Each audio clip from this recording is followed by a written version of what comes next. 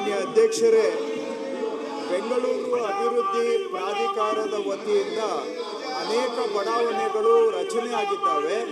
ಆ ಬಡಾವಣೆಗಳಿಗೆ ಈ ಹಿಂದೆ ಬಹಳ ವರ್ಷಗಳ ಹಿಂದೆ ಭೂಸ್ವಾಧೀನ ಮಾಡಿದ್ದರೂ ಸಹ ಭೂಸ್ವಾಧೀನಕ್ಕೆ ಒಳಪಟ್ಟ ಬಡಾವಣೆಗಳ ಜಾಗಗಳಲ್ಲಿ ಅನಧಿಕೃತ ಬಡಾವಣೆಗಳನ್ನು ಆಗ್ಬಿಟ್ಟಿದ್ದಾವೆ.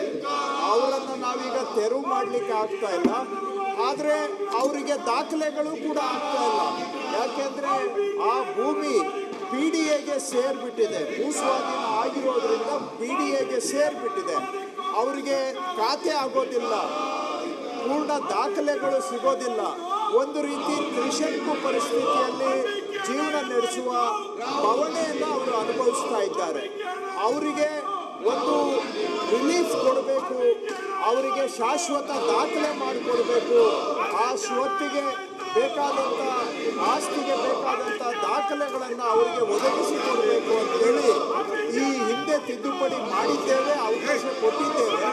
ಆದರೆ ಈಗ ಅದಕ್ಕೆ ಇನ್ನಷ್ಟು ಅದಕ್ಕೆ ವಿಧಿಸ್ತಾ ಇದ್ದಂಥ ದರವನ್ನು, ಚಾರ್ಜಸ್ಸನ್ನು ಇನ್ನೂ ಫರ್ದರ್ 50% ಕಡಿಮೆ ಮಾಡೋದಕ್ಕೆ ಒಂದು ಜನಪರವಾದಂತಹ ತಿದ್ದುಪಡಿಯನ್ನು ನಾವಿವತ್ತು ತಗೊಂಡು ಬಂದಿದ್ದೇವೆ. ಬೆಂಗಳೂರಿನಲ್ಲಿ ನಮ್ಮ ಅಂದಾಜಿನ ಪ್ರಕಾರ 1,11,560 ಅನಧಿಕೃತ ಮನೆಗಳು PDA ಸ್ವಾಧೀನ ಆಗಿರುವ ಜಮೀನುಗಳಲ್ಲಿ ನಿರ್ಮಾಣ ಆಗಿದ್ದಾವೆ.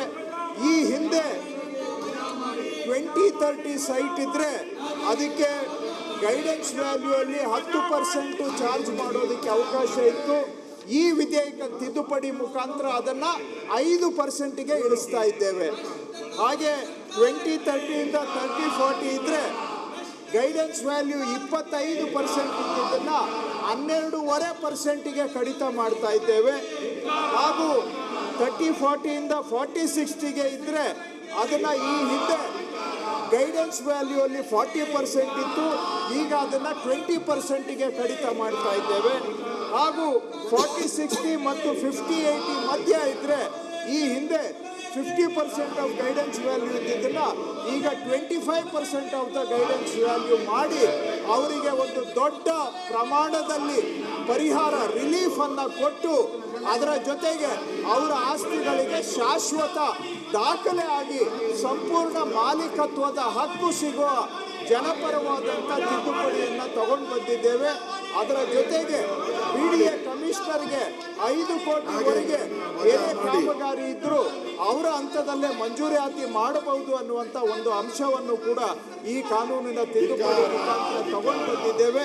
ಇದೊಂದು ಜನಪರವಾದಂತಹ ತೀರ್ಮಾನ ಆಗಿರೋದ್ರಿಂದ ಸುಮಾರು 1,11,560 ಮನೆಗಳ ಅವರ ಕುಟುಂಬಗಳಿಗೆ ಬಹಳ 50% ಕಡಿತ ಮಾಡಿಕೊಳ್ತಾ ಇರೋದ್ರಿಂದ ಮತ್ತು ಅವರಿಗೆ ದಾಖಲೆಗಳನ್ನು ಶಾಶ್ವತ ಮಾಡಿಕೊಳ್ಳಿಕ್ಕೆ ಅವಕಾಶ ಮಾಡಿಕೊಡ್ತಾ ಇರುವ ಈ ಜನಪರ ತಿದ್ದುಪಡಿಗೆ ಈ ಸದನ ಒಪ್ಪಿಗೆಯನ್ನು ಕೊಡಬೇಕು ಅಂತ ತಮ್ಮ ಮುಖಾಂತರ ನಾನು ಕೋರ್ತಾ ಇದ್ದೇನೆ.